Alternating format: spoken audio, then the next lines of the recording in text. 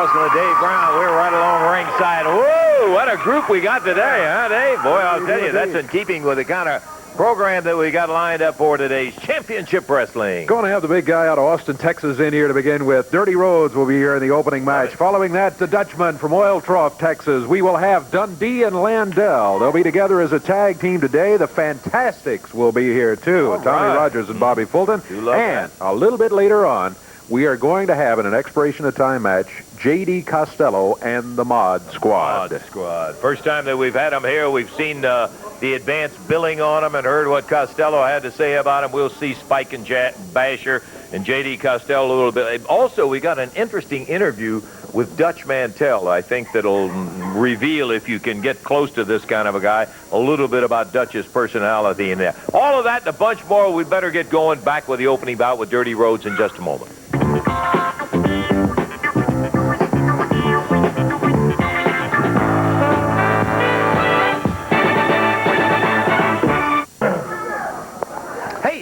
This is us. We're ready to go. Official announcement. All right. It's going to be one fall, 15-minute time limit match. Introducing at 211 pounds from Mississippi, Benny Traylor. And going against him from Austin, Texas at 301 pounds, Dirty Rhodes. This match is going to be a one fall, 15-minute time limit match. And the referee for this match is Jeff Jarrett. Okay, we're about ready to go. One fall, 15 minutes. Bell time. Here we go. Dirty Rhodes. Benny Traylor. Certainly the size advantage on Dirty's part, and that's true most of the time, Dave. That's right. Almost a 100-pound weight advantage for Dirty Rhodes. Dirty Rhodes, little experience advantage, too. Benny Traylor, of course, primarily a tag team wrestler, as we have seen him here with his partner. Dirty Rhodes puts the body slam on Benny Traylor. Dirty drops down on him. I think he was going to sit down on him. He missed, but put him into the ropes. Benny Traylor not off to a very good start here. Dirty Rhodes, wow, snaps him over and down. Traylor popped into the ropes. Dirty Rhodes got him with the elbow right in the top of the head. Now he drops down. Here's a cover. Might be it. Counts at 2 and 3. Well, it only took him a minute. Dirty Rhodes comes through with a size advantage and turns it into a victory as he dominates Benny Traylor here in the opening match. The time on it 1 minute even. And we are going to be back in just a moment with more of Championship Wrestling action.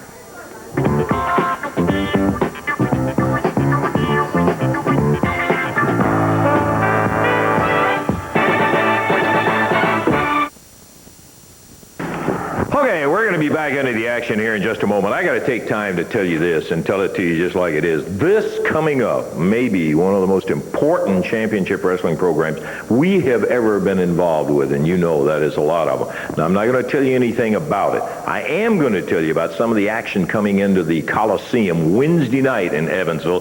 The main event I'm going to hold off on. But let me tell you, the card without the main event is a sensational card. Coming back to Evansville will be Joe LeDuc. The old crazy French-Canadian will be there, and brother, look out, Coliseum. In addition to that, an AWA Southern Tag Team title, and it's got my interest up. The Fantastics, Bobby and Tommy, will be going against the impressive team of the Mod Squad. I say that, J.D. Costello, because obviously the promoters recognize it. They've given you a title shot right off the bat. That's right, Lance. You know, you're a man of class. I admire you. You wear the most expensive clothes that money can buy. And what do you know? So do I. You know, talk is cheap. I've been talking for the past 5 weeks about Tommy Rogers and Bobby Fulton. From you. But now it's time to stop talking. It's time for action in the squared circle, the Fantastics against the Mod Squad. And what you're seeing right here is the next Southern Tag Team Champions. Well, that, of course, is why the match is going to be held in the Coliseum Wednesday night in Evansville. You've talked a lot about them. How about introducing these gentlemen from the Badlands of New Orleans? They were fired by the New Orleans Police Department. I make no bones about it. That's why they're here today. Meet Spike. You can't drop kick him. Look at that. Here's Basher. Same with him. These are men. These are men going up against two pretty boys, and we're going to come out on top. Well, that's got to be your opinion, but those two pretty boys have done pretty well. J.D. Costello and the Mod Squad, you'll be seeing them in Evansville Wednesday night right there at the Coliseum. In addition to that, stay tuned. You have got to see what comes up. Okay, we mentioned a little bit earlier, right at the beginning of the show. Of course, they didn't hear that. They wouldn't have heard us mention it at all. Boy, have we got a great show on. We do. You know, and actually, while a lot of times all this bragging goes by the board when you see the action in there, I'm really interested in seeing the Mod Squad. They will be here for the first appearance, and I've heard a lot of things about them, so we'll be seeing J.D. Costello and the Mod Squad a little bit later on. Dutch Mantell. Complex kind of a guy in one way, and another way he's a very simple kind of a guy. He's very direct, very straight ahead. He doesn't like you. He lets you know that. He seldom is bubbly about anybody in particular. Interesting conversation he had with Eddie Marlin, and we've got it on tape. Let's take a listen to it. Dutch, I just wanted to get with you this morning and talk to you. I've had phone calls after phone calls, thousands of letters. They want to know what had happened to Dutch Mantell and Bill Dundee. Of course, I've seen, and most of the fans have seen the fight that y'all had on TV. But y'all was such close buddies. Every time Bill Dundee would go to the ring, you would stand at the dressing room door. The minute he got in trouble, you hit the ring. Dundee watched your back. Everywhere you seen one, you seen the other. And something had to happen to bring that fight on. And we'd just like to get to the bare facts, and nobody but Dutch Mantell can really tell us exactly what happened. Well, let me say this. You want to hear this story? I sure do. It's a deep-rooted story, and it goes back years and years and years. Let me take. Well, here, just take this, and I want you to listen, Eddie, and I hope the fans can understand. I was here for a long, long time, and so was Bill Dundee, and I knew him here. And then, as you have to do in a wrestling profession, you have to move around. So, Bill Dundee, he went to Louisiana, and I went to Florida. And when I was in Florida, you know, then I had an opportunity to go down to Louisiana, and that's where Bill was. So when I went down there, it's only a natural occurrence that since I'd known him here, you know, we were big buddies there. He was glad to see me. I was glad to see him, and we began to sort of team up together and ride, and make wrestling matches in different parts of the country together and fly and everything. And where you saw Bill, you saw me, because we were friends. And we'd ride up down the road, and I'd take my guitar, and I'd play it, and boy, me and Bill, we would sing and all this stuff. We had, to me, I thought we had a good thing going. And I would sit over there and chew my tobacco and tell jokes and just, you know, basically just have a good time. And we'd listen to country music on the way up there and on the way back and wherever, you know, and we'd get to hit to the airports. We'd go to the bar and get around and stuff. So the time the flight would leave. So finally, Bill, his contract was up down there. And he said, I want to go back home. So his contract was up, so Bill left, and after about a month, you know, I sort of like wanted to go back too. So it took me another couple of weeks. Bill got back here before I did. And took me a little longer because I had 3 or 4 weeks of obligations and commitments that I was obligated to that I had to make. So I did that, and I came back in here. And everything was just like it was when we was in Louisiana. You know, we would still make trips together and still play country music and still have a good time, you know. And it is true that when Bill got in trouble, I helped him out. Because when I'm friends with somebody, you know, I'll stay true to him. And then this blonde-headed guy named Buddy Landel showed up. Now, let me tell you one thing, Eddie. I don't know if you know this or not. Let me tell you people about Bill Dundee.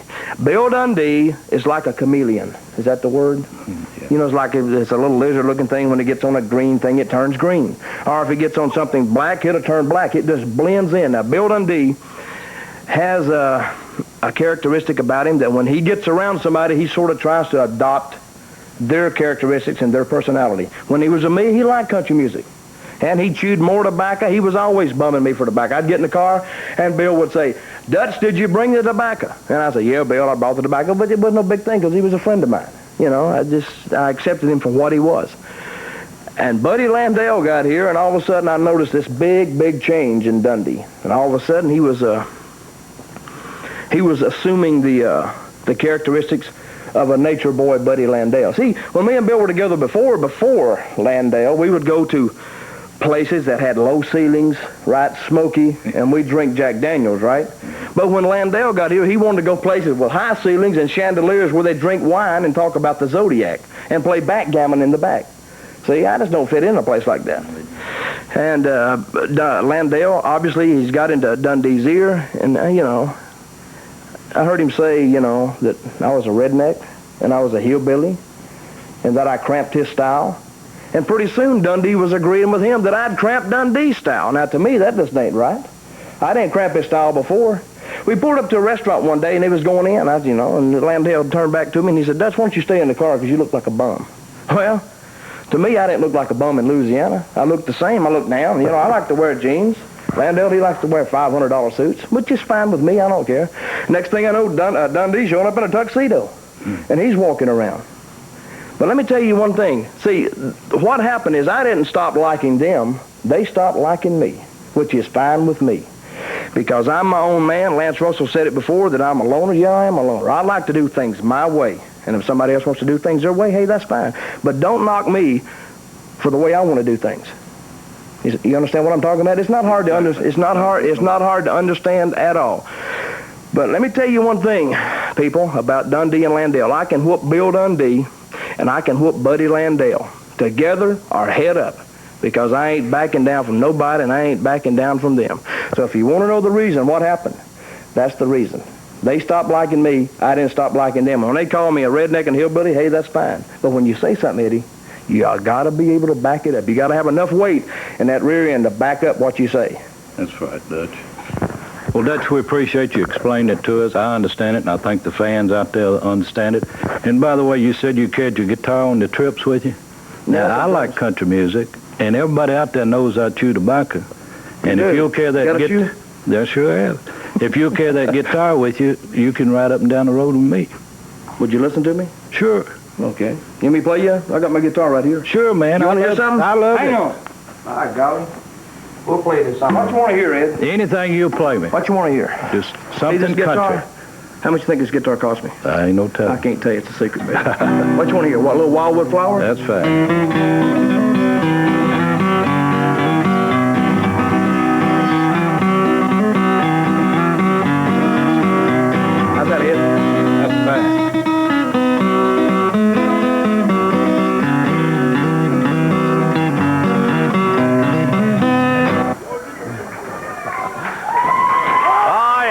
You'd be interested in that. And here he comes right now, Oil Trough, Texas, #1 citizen, the Dutchman. Okay, Davey. One fall, 15-minute time limit match from Mississippi at 212 pounds, introducing Jerry Garmon. And from Oil Trough, Texas at 229 pounds, there he is, the Dutchman, Dutch Mantell.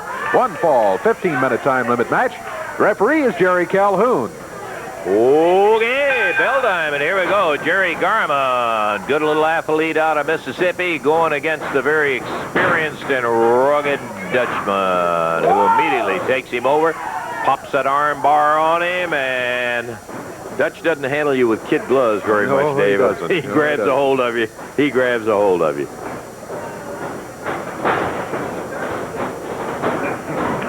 Dutch standing side headlock. Pops that hips to him and takes him right over and down. Gets a 1 count. Garmon easily gets the right shoulder blade up. Yeah, that's not a hold to be able to keep that right shoulder down. Dutch knows that. He's just working on him with that headlock. Wasn't really going for the pin at that point. Staying right with him, center of the ring, hanging on to that side headlock. Back over in the ropes. The referee calls for a break, and the Dutchman draws the fist back. Holds up on it. Referee steps in between, and off and running we go again. Boy, Dutch will do it to you either way. I mean, he will get in there. He can wrestle. There is no two. We've said that a million times and made no bones about our admiration for his ability to wrestle.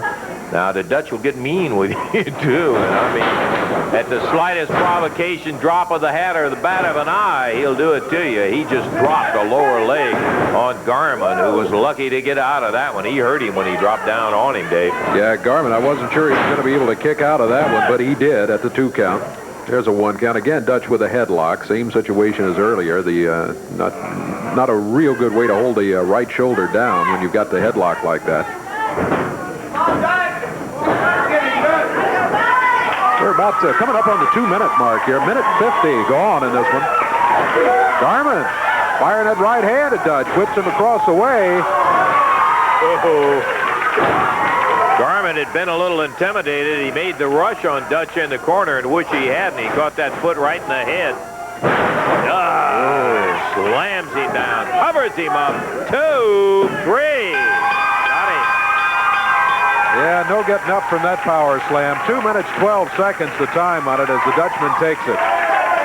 Yeah, Garmon made his move on Dutch after being intimidated by him, but I'll tell you one thing for a living fact. He came in there too quick, and Dutch, boom, Caught him with a boot. He rattled him with that boot, put him down, and power slammed him, and son of a gun, he got the 1, 2, 3. We still got a bunch of action to go. Dundee and Landel will be here. The Fantastics, J.D. Costello and the Mod Squad. All of that yet to come. Back in a moment.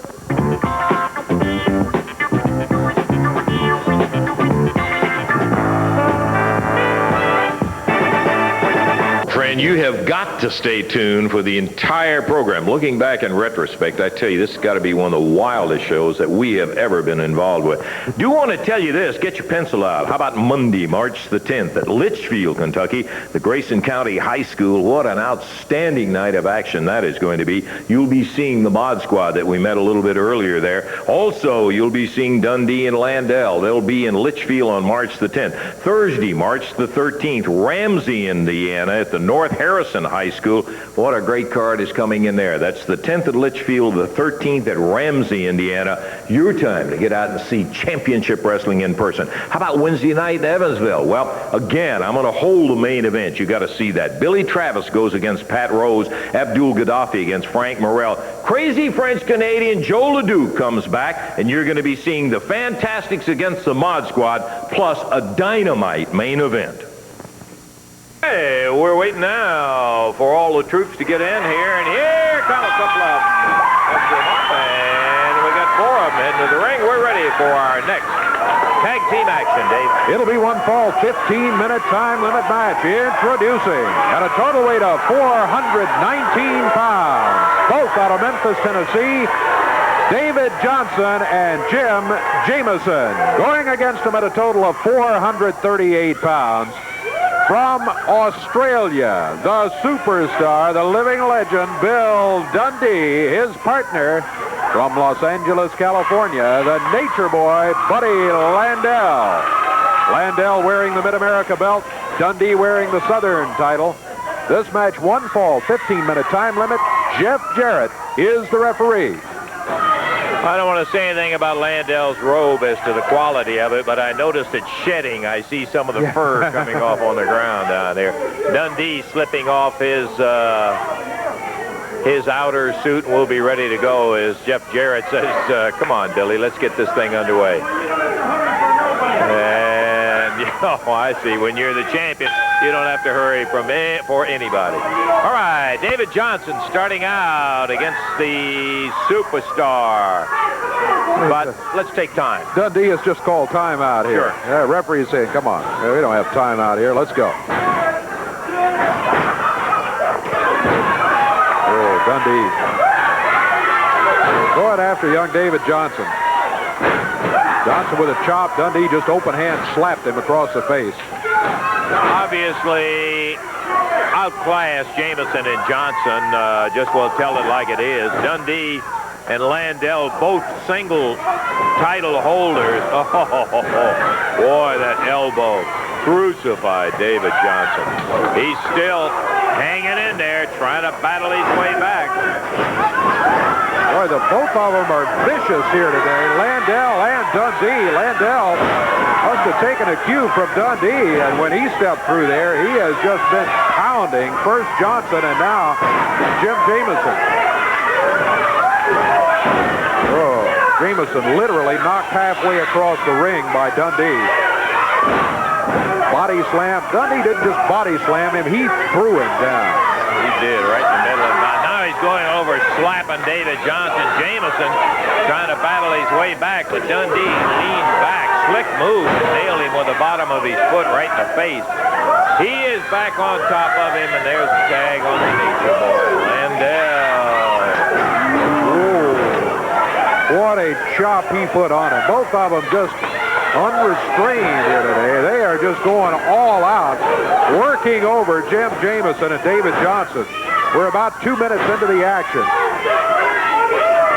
And it's been all Landel and Dundee. Boy, and you called it right. All Landel and Dundee. They have been pumping on Johnson and Jamison. Dundee holding him down right now. Slaps him a little across the face. Bang! Big right hand in the midsection, but Dundee right back at him, and he slams him into the ropes, and referee Jeff Jarrett says, come on, back it up, keep the fist open. Dundee, double fist across the back of the neck. Jamison thrown out of the ring, down on the floor. Dundee out there after him. Body slam right on the floor. Yeah, mean. David Johnson coming down to try to help his partner out. The referee running Dundee back to the corner finally. Coming up on 3 minutes in this match. 15 minutes is the overall time limit. David Johnson helping Jim Jamison back up on the ring apron. Trying to get the referee to back Dundee up. He does not back up. He drops an elbow just as Jamison comes through. And his knee buckle there. Dundee goes after Johnson over in the corner. Boy, he nailed him, knocked him right off the ring. And Dundee right back on Jamison, tags Buddy Landel.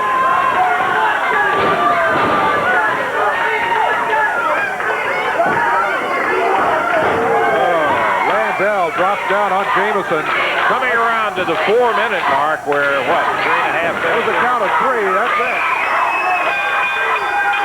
Yeah, we were at 3 minutes, 36 seconds, and that is it as Landel got the 3 count on him. Dundee and Landel celebrating a victory here. An overpowering victory, I might add, over Jim Jamison and David Johnson. They were, no excuse in that. Buddy Landel, they beat the stew out of him. Now Landel and Dundee are showing what big men they are. Oh, Johnson thrown over the top rope. Hey, come on. Landel is just attacking the referee. That'll cost you.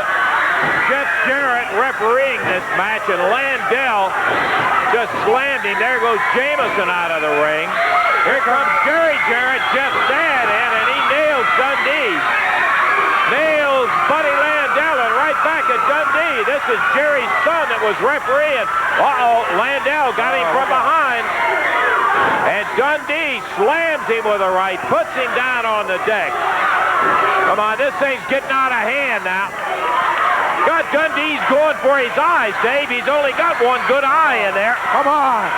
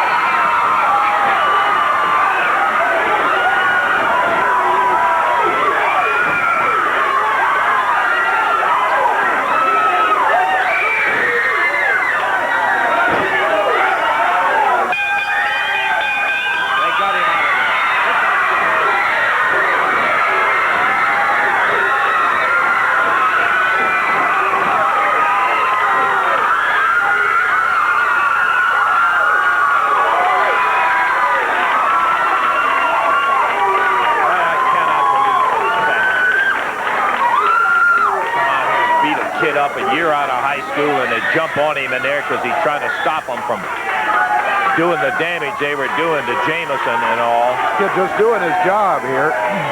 And then his dad comes out to help him. They know Jerry's only got one good eye, and they go after it. And start gouging in the eye. That's the sickest thing I ever saw. I'll tell you one thing. That is absolutely ridiculous. with guys. Something's got to be done about guys. I've had enough people, and I know you have too, Dave, say, are you guys just going to let Dundee take over the entire program? And the answer to that is no. Something's going to be done about it, because I'll tell you one thing. I know Marlin's going to do something, Jerry will do, and I can guarantee you this is one place I'm not objective about the thing. It's ridiculous.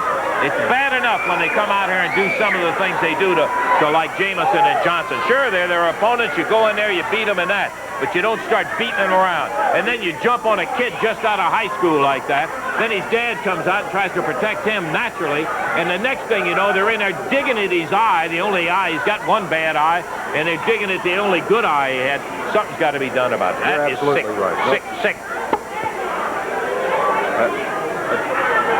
Tell you what, we're going to be back. We've still got more matches to go here. We're going to be back with more in just a moment.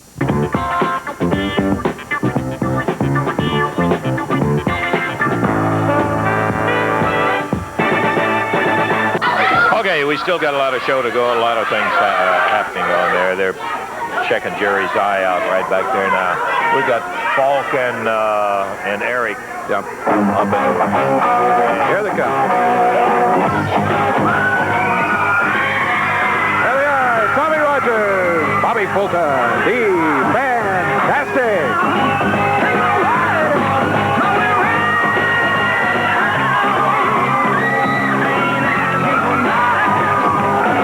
Take them a while to get past that line of beautiful girls over there. That, by the way, for all of the Championship Wrestling fans, as the guest of Championship Wrestling, is the Championship Cheerleading Squad in the girls' division. They were the national champs, won it in Florida a couple of weeks or so ago from Bartlett High School in Memphis, Tennessee, and they are the guest of Championship Wrestling up here today. Tommy Rogers, Bobby Fulton, they're favorites of all of them.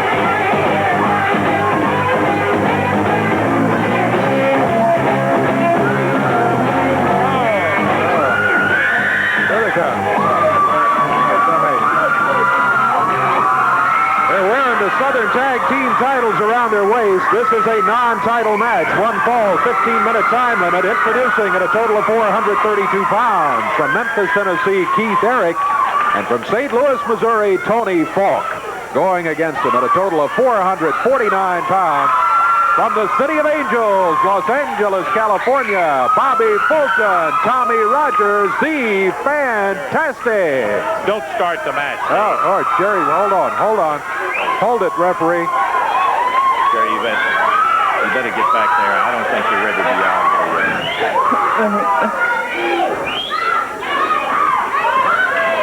Lance, I don't know what I'm going to do. Oh, God. Listen. We can talk about it later, Jerry. You don't need to do it right now. I mean, hey, you did whatever you could. Listen. Savage guys come out here and start going after the eye. That's the important thing. Let's worry about that now. Jeff is okay. He's going to be all right. Let's go. Okay. All right. Yeah, let's go on with the match, okay? All right. All right, referee Jerry Calhoun up there. We're going to go on. All right, bell sounds, and here we go. The Fantastics going against Tony Falk and Keith Eric. That's Bobby Fulton in there. Hold on. Hey, hold it just a minute, referee. Hold it. Can we stop just for a minute? Eddie Marlin. I want to tell you something. Jerry Jarrett's been in my family for a long time. He's a leader. He knows what to do in any circumstances. This is the first time that I've ever seen him in this situation. They tried to put out his one good eye. When he got his eye put out, he didn't cry about it. He didn't tell very few people, but I knew about it. They beat up my grandson. They put him out. Jerry don't know what to do, but I know what to do. He's the leader, and when he's around, I'll say, what do you want to do, Jerry? And he'll tell me. But he's not here to tell me now, and I know what to do. It's one man that I know of that I can put in there with Dutch Mantell, and they can take care of those two guys. And that one man is Jerry Lawler. I don't care about the contract, Bill Dundee. You can sue me. You can sue the company. You can put us out of business.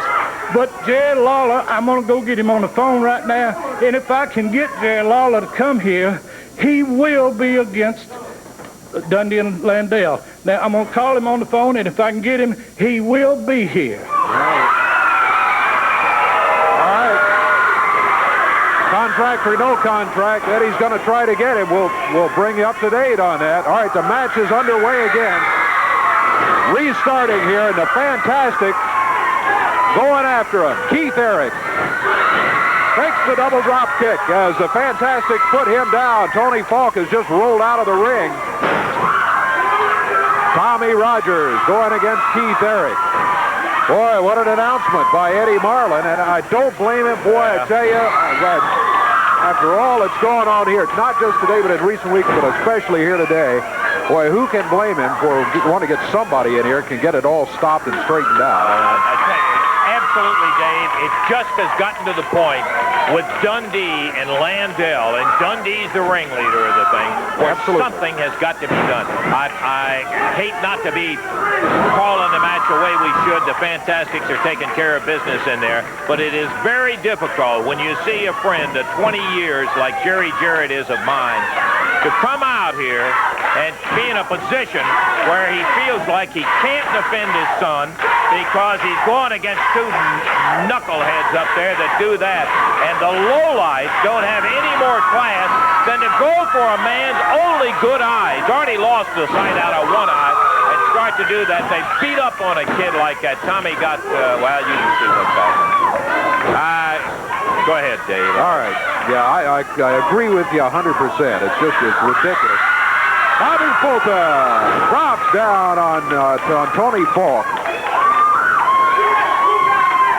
Tony Falk looking toward the corner. He's a long way out of that corner, though. Shoulder butt by Bobby Fulton. Down to the mat goes Tony Falk. Tony Falk with a very long losing string on Championship Wrestling. I wouldn't favor him to break that string today either, going against Bobby and Tommy. No, you're right there. A little hair pulling by Falk. Well, you break enough rules, you can win some matches. Falk using the fist right now.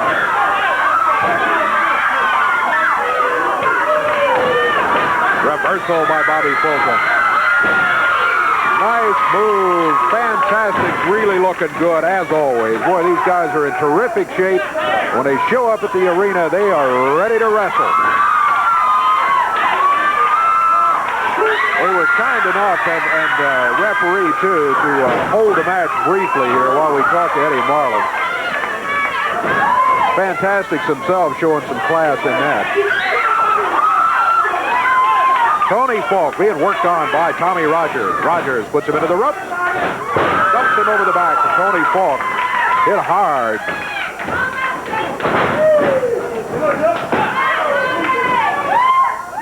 Tommy bars the right arm of Tony Falk.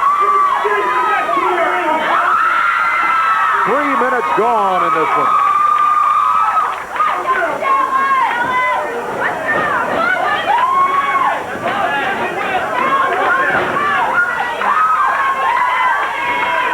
Bobby Fulton taking over.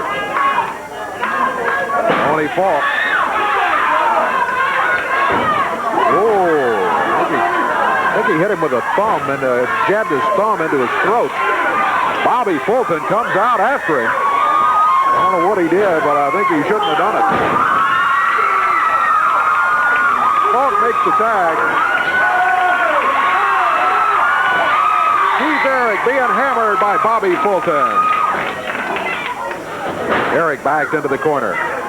Tag made, and Tommy Rogers leaps over the rope. Presses Eric down to the mat. This could be it. Counts to 2 and 3.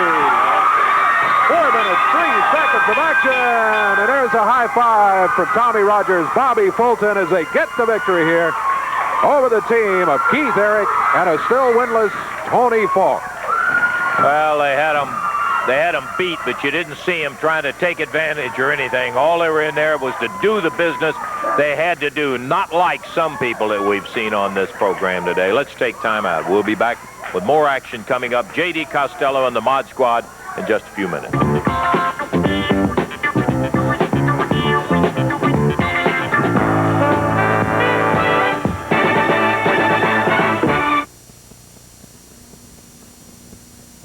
Well, I tell you, as I look back on the events that took place on this championship wrestling, absolutely unbelievable that you could have two guys act like Dundee and Landel did, but you can make your own opinions. I'll tell you somebody that's got an opinion about it, and that's Dutch Mantell. He's happy. Who's coming back? The King, Jerry Lawler, his partner against Dundee and Landel Wednesday night, the Coliseum.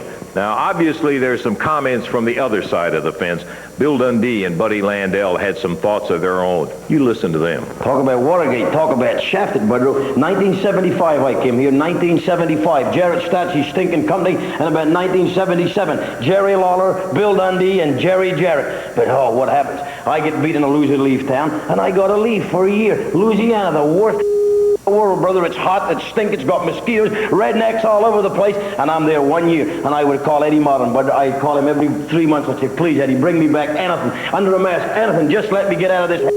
I'm sorry, Bill, I'm sorry. You've got to stay. Your contract stays 1 year. It doesn't matter when Jerry Lawler, though. When Jerry Lawler gets beat 3 months and I beat him, I run him out of town, they tear up the contract. They say, come on back, Lawler. You helped build this company. What the think I did, Jarrett? Where have I been for the last 10 years? I was up and down the roads. I bled, I cried, I tears. I helped build your stinking company, and you're not giving it to Lawler. You're not bringing it back, Lawler. Jarrett, Nixon thought he was above it. Nixon thought he could do anything he liked, and he couldn't.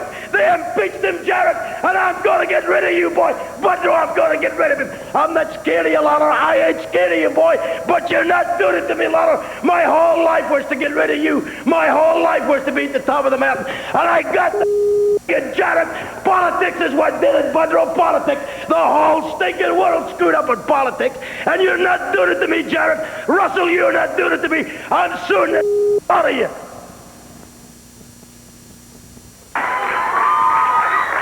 Okay, coming over to talk to us, and Dutch, thank you very much for coming out here in a miserable situation. I want to say one thing, you know.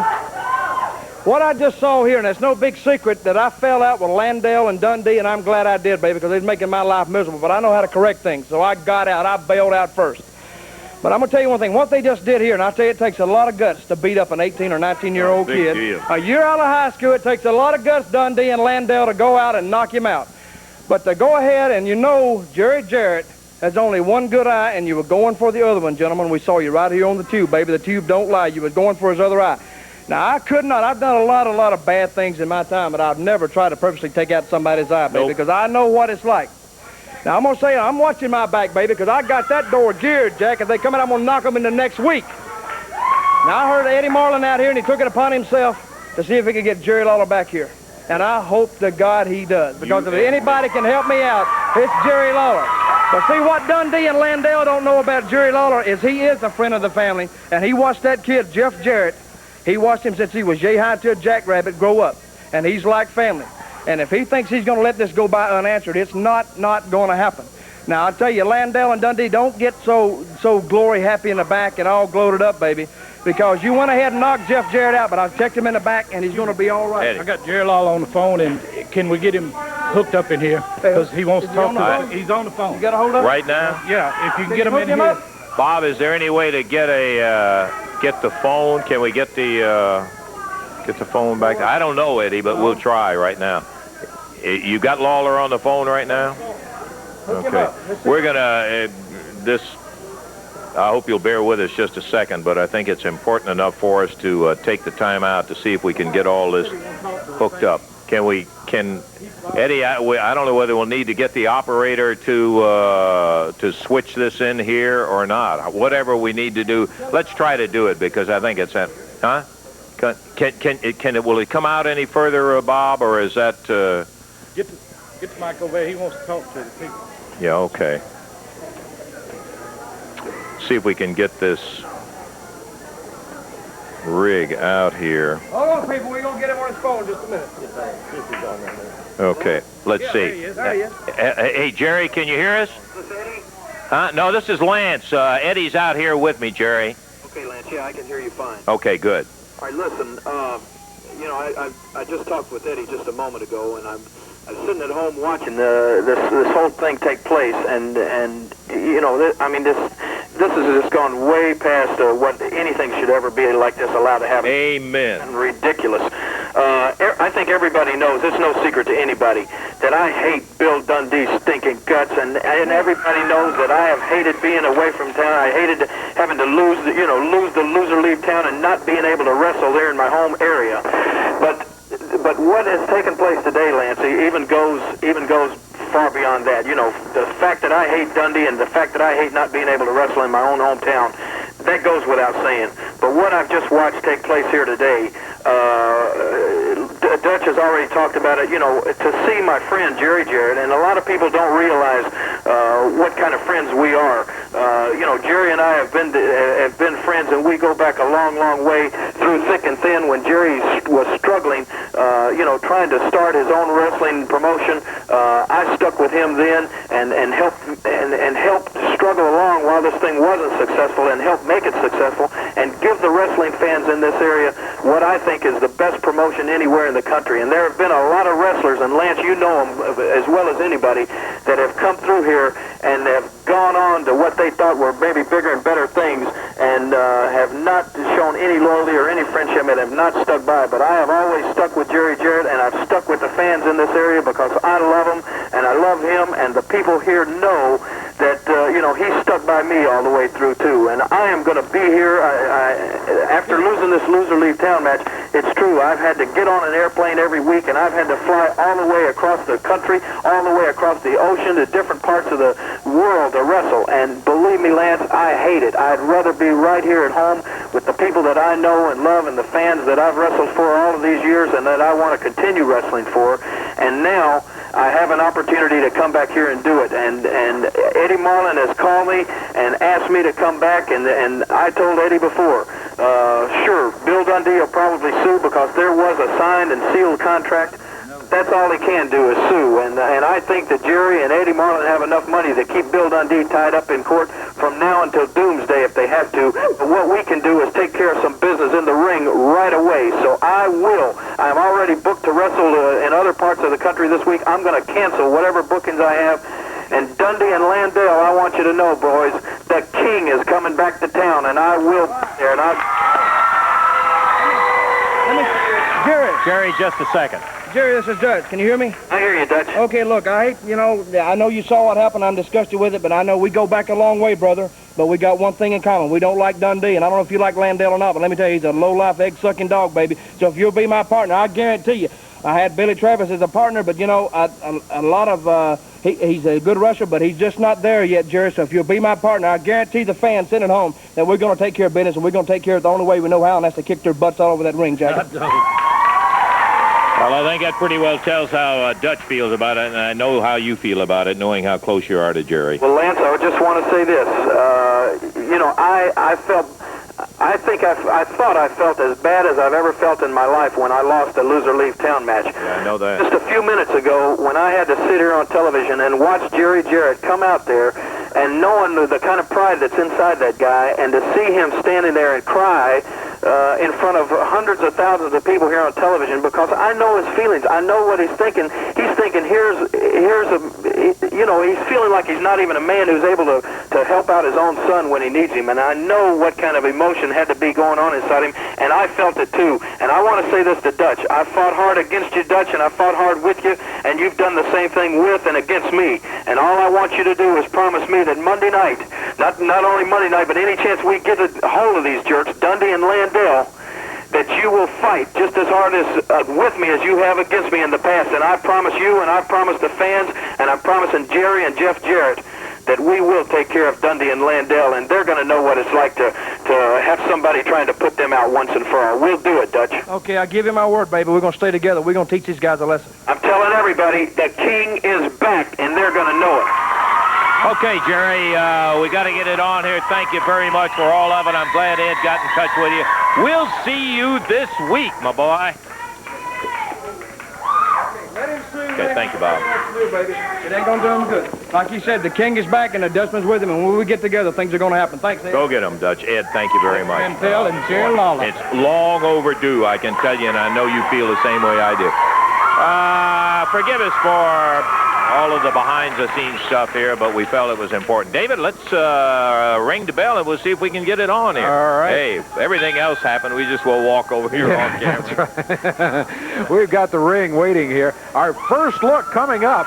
Our first look in live action here of J.D. Costello. There he is, and the Mod Squad. Now, they've been in here with some conversation the last 3 or 4 weeks. Here they are, ready to go today in a tag team match on Championship Wrestling. Here come their opponents.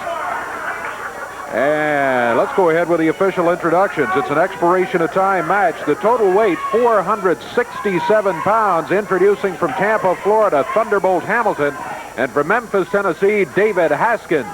Going against him at 491 pounds from the Badlands of New Orleans, J.D. Costello and Spike and Basher, the Mod Squad. Expiration of time match. Jerry Calhoun, the referee. Okay.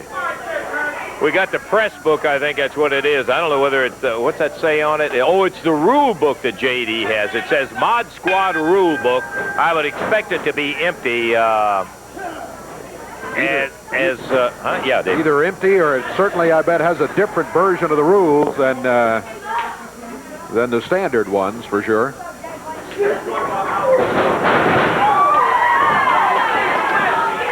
Spike and Basher, the Mod Squad. Thunderbolt Hamilton, good drop kick. Puts both of them down, both Spike and Basher. Feeling the feet. Thunderbolt Hamilton has run one of them out of the ring and the other one back to the corner.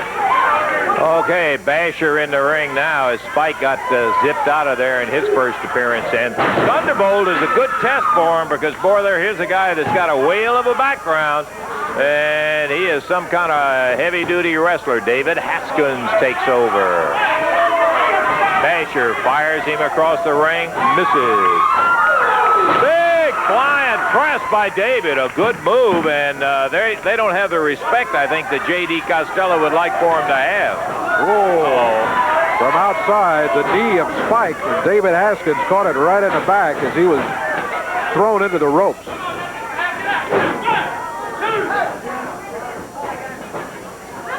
That's Spike with the body slam. He drops down, used the fist. Yeah, he hit him right with a fist.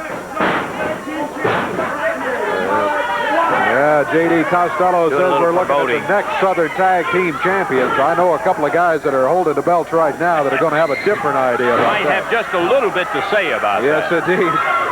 Talking about the Fantastics, of course. Haskins' head slammed into the turnbuckle. Spike and Basher, the Mod Squad. This is Basher in there now. Haskins catches a knee to the midsection. J.D. Costello flamboyant at ringside with his version of the rules tucked under his arm. There's a slam. Costello asking for the crowd support here, and yeah, you hear the reception that gets as he wants applause for the Mod Squad. Spike and Basher making the tag. This is Spike coming in here now. Haskins up in the air and a backbreaker as Spike drops him down. Both of these guys looking at him for the first time. They are very stocky. The guys, they don't have any 6 foot 6 inch frame, but they are really stocky. Got David Haskins up in the air. Now one holding him up, the other climbing the ropes, and a flying clothesline and just knocked him back down to the mat. Count is at 1, 2. That's it. That's it for the first fall. It's an expiration of time match, remember, but Spike and Basher, the Mod Squad, J.D. Costello, their manager, and here's J.D. declaring the victory in the ring. Hands raised. You see him over on the left there.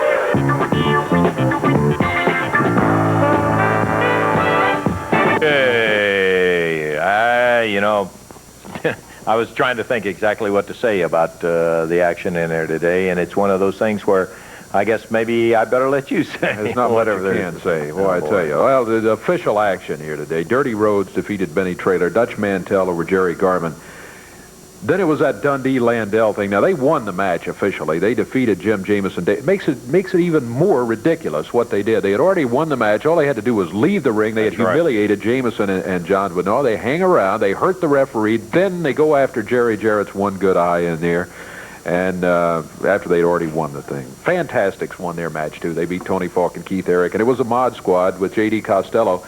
An impressive debut here on Championship Wrestling as they did win their match over Thunderbolt Hamilton and David Haskins. I was very delighted to see Eddie take the very positive stand, get a hold of Lawler, say to heck with a lawsuit, get him back. We heard Jerry on the phone, and he is coming back in, and I'm not any time too soon.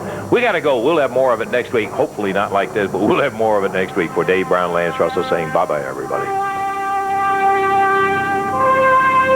The announcers on this program are selected and paid by parties other than this station, namely the promoters of Championship Wrestling.